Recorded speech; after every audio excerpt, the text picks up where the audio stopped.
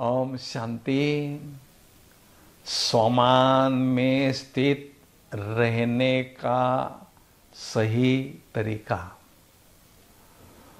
ब्राह्मण जीवन में उन्नति करने के लिए स्वमान में स्थित रहना ये बहुत महत्वपूर्ण बात है। बिना स्वमान में स्थित रहे हमारी उन्नति नहीं हो सकती है। इसलिए बाबा मुरली में हमें स्वमान के भिन्न भिन्न पॉइंट्स, टाइटल्स देते रहते हैं। तो ये टाइटल जो हमारा सतयुग के शुरू में आत्मा में जो रुहाब था, नशा था, रॉयल्टी थी, वो पुनः वापस लाता है। तो स्वमान में स्थित रहने की विधि जानना बहुत जरूरी है। कई बार हम स्वमान के पॉइंट्स को डायरी में लिखते हैं 500 बार, 1000 बार, उसको याद भी करते हैं, लेकिन उससे उतनी प्राप्ति नहीं होती है जिससे विधि पूर्वक अभ्यास से होती है। तो स्वमान में कैसे स्थित रहें, ये विधि आपके सामने स्पष्ट करते हैं। तो बाबा ने हम बच्चों के लिए मुरली में ढेर सारे स्वमान के पॉइंट्स दिए हैं, टाइटल्स दिए हैं। तो जो टाइटल, एक या दो टाइटल हमें सिलेक्ट करना है। जो टाइटल आपको खुशी दिलाता है, नशा चढ़ाता है, मानो वो टाइटल आपके लिए उचित है, सुटेबल है। लेकिन हर एक का टाइटल अलग अलग हो सकता है। लेकिन ये जो स्वमान का टाइटल है, उसको स्वीकार करने के लिए हम हिचकते हैं। इतना बड़ा टाइटल बाबा ने दिया, उसके लायक तो मैं नहीं हूं। मन में थोड़ा हिचकिचाहट होती है, हम उसको स्वीकार नहीं करते हैं।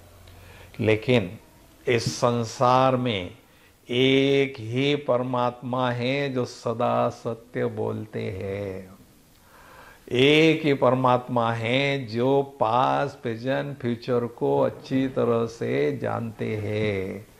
इसलिए हम बच्चों को देखकर बाबा हमें ये समान के ऊंचे ऊंचे टाइटल देते हैं। तो विधि ये है कि उस टाइटल को एकांत में बैठकर हमने मनन चिंतन करना है। मान लीजिए आपने टाइटल लिया, मैं आत्मा विश्व कल्याणकारी आत्मा हूं, ये टाइटल लिया। उस पर हमने सोचना है विश्व कल्याणकारी का अर्थ क्या है। सारे विश्व के कल्याण करने वाला। अब विश्व कल्याणकारी आत्मा के संकल्प कैसे होंगे? सबको सुख देने वाले होंगे, सबके प्रति शुभ भावना, शुभ कामना वाले होंगे। तो उसके बोल कैसे होंगे? उसके बोल भी बहुत सुख देने वाले, मीठे होंगे, प्रोत्साहन देने वाले होंगे, आगे बढ़ाने वाले होंगे, सबका कल्याण करने वाले बोल उसके होंगे। कर्म कैसे होंगे? कर्म भी उसके श्रेष्ठ होंगे, महान होंगे। अनेक आत्माओं को प्रेरणा देकर आगे बढ़ाने वाले श्रेष्ठ उसके कर्म होंगे। व्यवहार कैसा होगा? बहुत सुखदायी व्यवहार उसका होगा। तो हमने उस टाइटल पर अच्छी तरह से मनन चिंतन करना है। अभी टाइटल में स्थित कैसे होना है? जैसे राजा सिंहासन पर बैठता है और अपनी प्रजा पर नियंत्रण और अनुशासन करता है, तो आत्मा राजा को सिंहासन पर बैठना है। सिंहासन कौन सा है? विश्व कल्याणकारी ये सिंहासन है। तो मैं आत्मा विश्व कल्याणकारी आत्मा हूं, बैठ गए उस सिंहासन पर, स्थित हो गए उसमें, तो आप में वो नशा अनुभव होगा। और आप जब सिंहासन पर बैठते हैं तो आपके स्थूल और सूक्ष्म कर्मेंद्रियों पर आपका अनुशासन और नियंत्रण ऑटोमेटिक होता जाएगा। और आप मन बुद्धि पर भी आपकी बहुत अथॉरिटी होगी, वो आपके ऑर्डर को मानेंगे। तो आत्मा के राजाई के संस्कार ऑटोमेटिक बाहर निकलते जाएंगे, उभरते जाएंगे। ब्रह्मा शिव बाबा की एक आश है, मैं हर बच्चे को, हर आत्मा रूपी बच्चे को राजा बच्चे के रूप में देखना चाहता हूं। वो बाबा की आश हमने पूरी करनी है। तो मैं आत्मा राजा विश्व कल्याणकारी सिंहासन पर बैठा हूं, सीट पर बैठा हूं। तो ये अभ्यास आप करते जाएंगे, तो अभ्यास करते करते करते एक दिन ऐसा आएगा, वो टाइटल आपके जीवन का अभिन्न अंग बन जाएगा।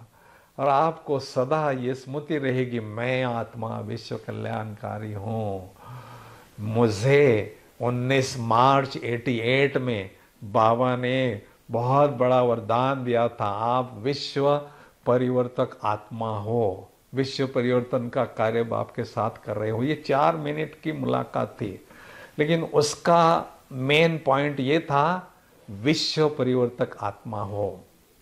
तो मैंने इसका बहुत अच्छी तरह से अभ्यास भी किया और उससे मुझे बहुत बेनिफिट भी हुए हैं।